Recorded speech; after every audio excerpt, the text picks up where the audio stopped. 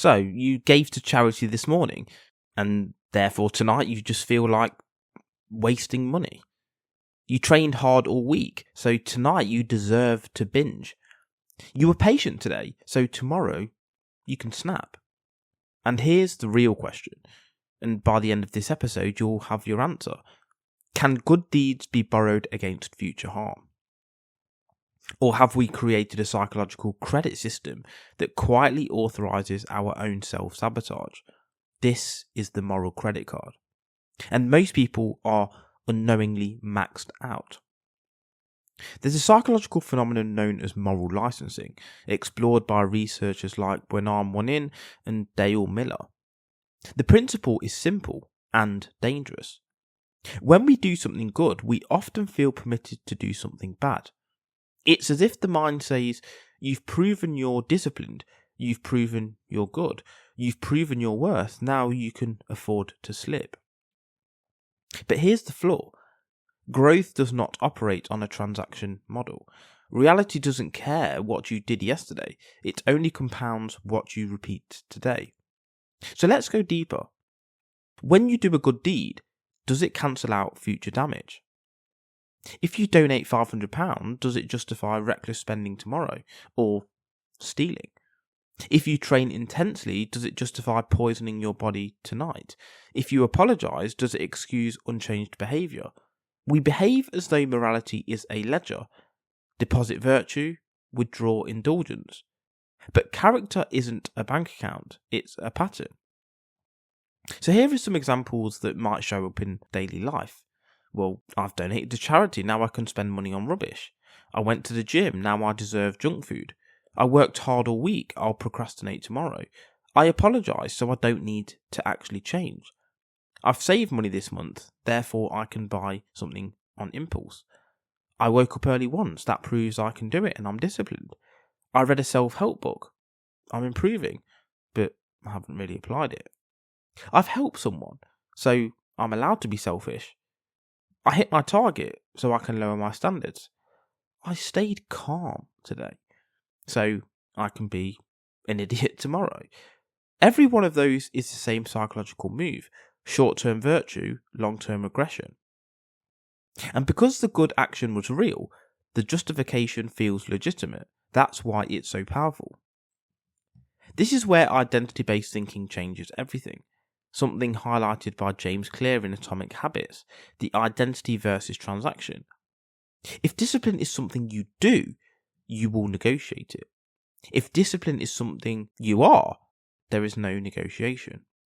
An athlete doesn't think, I trained yesterday so I've earned a week off. They think, I train, that's what I do. No credits, no moral accounting, no emotional bargaining, just alignment.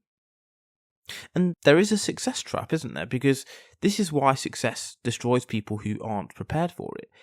When someone achieves something significant, they feel validated, they feel proven.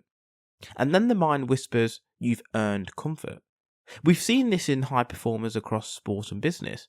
Think of someone like Conor McGregor, early career obsession, relentless hunger, and after titles, fame, etc., focus shifts, standards soften. Not because talent disappeared, but because the internal credit system expanded.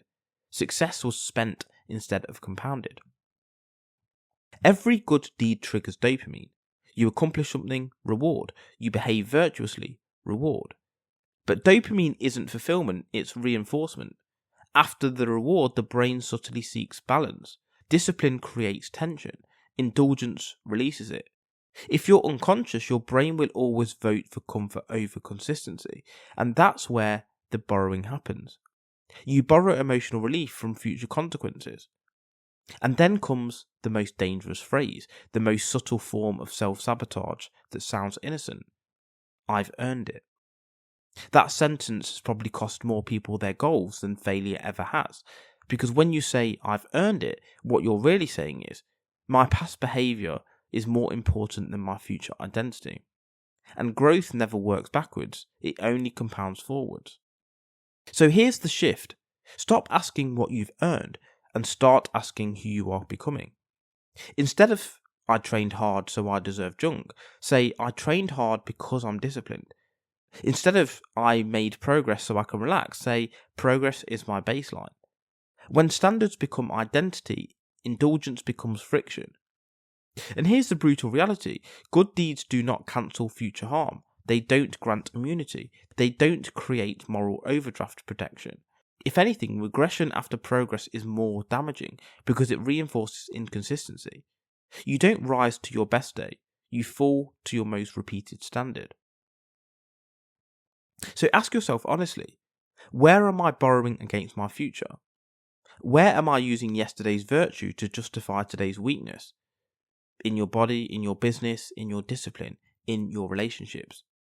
And what would happen if you stopped thinking in terms of credits entirely? No deposits, no withdrawals, no entitlement, just identity, just repetition, just standards. Because at the end of your life, there won't be a scoreboard showing how many good deeds you did before you undid them. There will only be one thing, the person you became. And that is not built through borrowing. It's built through consistency.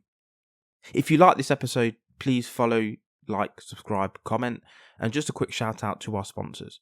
Strong Coffee Company, protein-packed coffee for energy and clarity. Use code Vancrux1 for 20% off at strongcoffeecompany.com. And then there's More Labs, clinically proven hydration and recovery drinks. Use code Vancrux1 for 25% off at morelabs.com. And finally, Liquor Gummies, electrolytes and vitamins for hangover prevention and recovery. Use code Vancrux1 for 20% off at liquor.com. That's liquure.com.